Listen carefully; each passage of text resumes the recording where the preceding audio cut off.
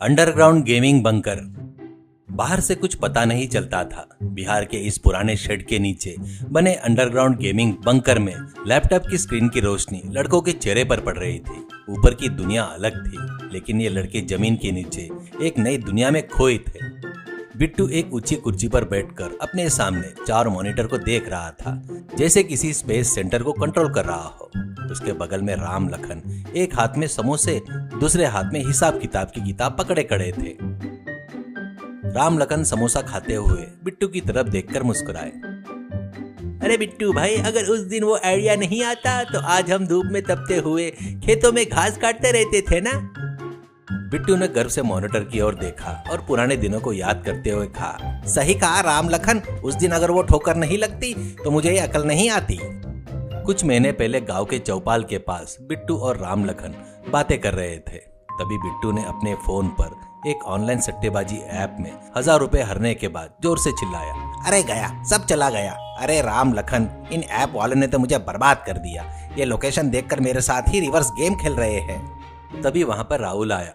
राहुल ने अपने फोन में कुछ कोडिंग देखते हुए कहा, अरे बिट्टू, तुम जिस ऐप पर खेल रहे हो ना, वो दूसरे देश का है। वो कहीं दूर बैठकर तुम्हारे पैसे लूट रहा है। हमारे गांव में भी ऐसे सैकड़े लोग हैं और सबका पैसा इसी तरह बहा जा रहा है। तभी बिट्टू के दिमाग में बिजली की तरह एक विचार आया, मतलब गांव के सभी लोग पैसा गंवाने को तैयार है क्या? तो फिर वो पैसे मैं क्यों ना लूटूं?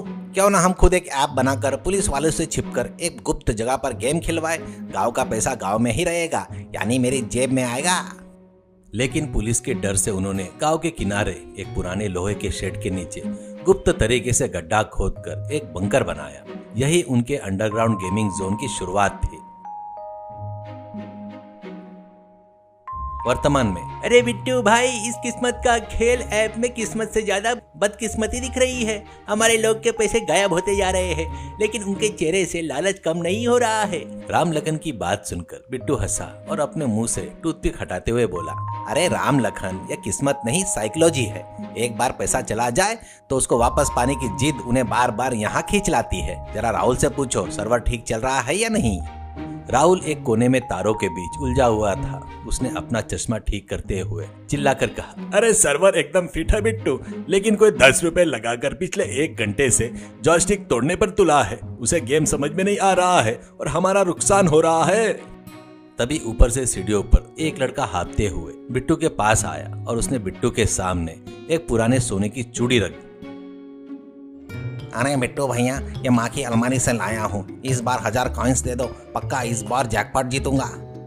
बिट्टू ने उसकी चूड़ी को गौर से देखा और राम लखन को आंख मारी।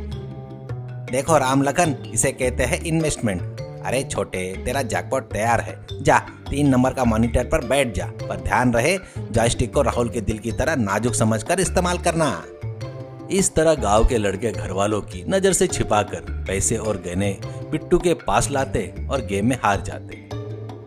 जब गहने गायब होने लगे तो परेशान माँ बाप ये कौन कर रहा है पता नहीं रहने से वो लोग पुलिस स्टेशन जाकर इंस्पेक्टर तिवारी को बताकर दुखी होते हैं। तो इंस्पेक्टर तिवारी उन्हें भरोसा दिलाता है कि केस सुलझा लेगा, आप लोग धैर्य रखिए करके कहता है। गांव में इंस्पेक्टर तिवारी अपनी टीम के साथ एक दीवार के पीछे छिपा था। उन्होंने देखा कि एक लड़का दबे पांव घर के पिछले दरवाजे से निकला और आजू बाजू देखकर अपनी शर्ट के नीचे कुछ छिपाकर भागने लगा। अरे देखिए सर, यह भी उसी तरफ जा रहा है। 1 हफ्ते या 10वीं चोरी है। ये सब उस घास के ढेर के पास जाकर गायब हो जाते हैं, एक कांस्टेबल ने कहा। तिवारी ने अपने मुँछों पर ताव दिया, चलो उसका पीछा करते हैं। लड़का पुराने शेड के पास पहुंचा, घास के नीचे छिपा एक गुप्त बटन दबाया। घास का ढेर हटा और नीचे जाने वाली सीढ़ियां दिखने लगी। जैसे ही वो अंदर गया, घास का ढेर फिर से पहले जैसा हो गया। तिवारी की टीम ने बिना आवाज किए वहां धावा बोल दिया और उस घास के ढेर को बाजू कर दिया। बंकर के अंदर एक अलग ही नजारा था। एक लड़का मॉनिटर के सामने रो रहा था, अरे बिट्टू भैया, मैं 5000 हार गया। अब घर गया तो बाबूजी मेरा कचूमर निकाल देंगे। राम लखन ने उसके कंधे पर हाथ रखा। अरे डर मत छोटे, अपने बाप से कह देना कि पैसे बिजनेस में लगाया है। बस वो मुनाफा गलती से बिट्टू भैया के अकाउंट में चला गया।